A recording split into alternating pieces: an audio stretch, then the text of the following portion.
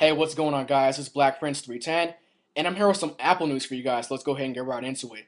So, Bloomberg reports that there is an iPhone mini in the works that will be a third thinner than the currently existing iPhone 4, which will make it about 6mm thick, which is razor thin. I can't even believe what that would look like, and will cost $200 without a contract. So, no contract is even needed to buy it.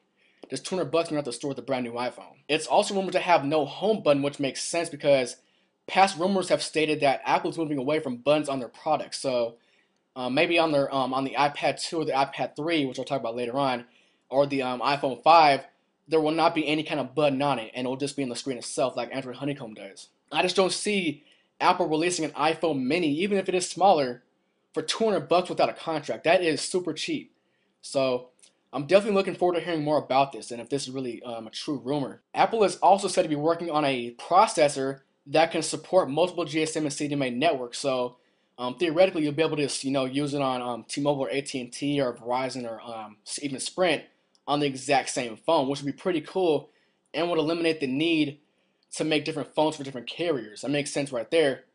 But that would destroy the SIM card. And I, for one, I love having SIM cards in my devices. But if this does become mainstream and it actually, is pretty popular, then this could become pretty cool because it would eliminate that ugly ETF fee or early termination fee if you want to leave your carrier before your 2-year contract is over with. So the fee costs about $350 in most cases, which is very expensive.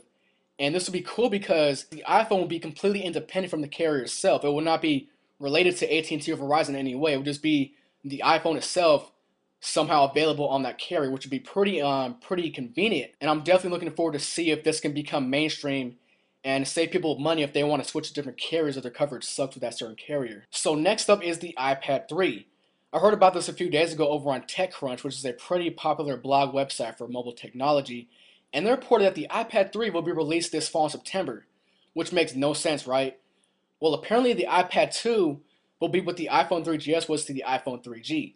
That is a small incremental upgrade to the original iPad, not a full overhaul, not a full redesign of it. So it will definitely have better hardware, but as far as the overall design of it and the overall performance, it won't be, exponentially better than the original iPad. And the latest rumors also have that the iPad 2 will have the exact same resolution as the original iPad, which is 1024 by 768. So that makes absolutely perfect sense right there. But why so soon for the iPad 3, right? I mean, the iPad 2 is coming out in April. Why bring it out so soon? Well, if you think about it, the original iPad released when there was no other tablet on the market currently available. But when the iPad 2 releases, it'll compete with the Motorola Xoom, the LG G Slate or the Optimus Pad, the HP Touchpad. It has a lot of competitors now, so there's no way it will last and be completely relevant after a full year as the original iPad has. Even until today, the iPad is still the top tablet available right now on the market as of today. So in order to continue their dominance in the tablet market, Apple has to release something that is way better than everything else currently available. So I envision a quad-core, yes, a quad-core iPad 3 releasing this fall, September. I said it first, guys, a quad-core iPad 3. And that's about it for today's little Apple show. Let me know what you guys think down below, alright?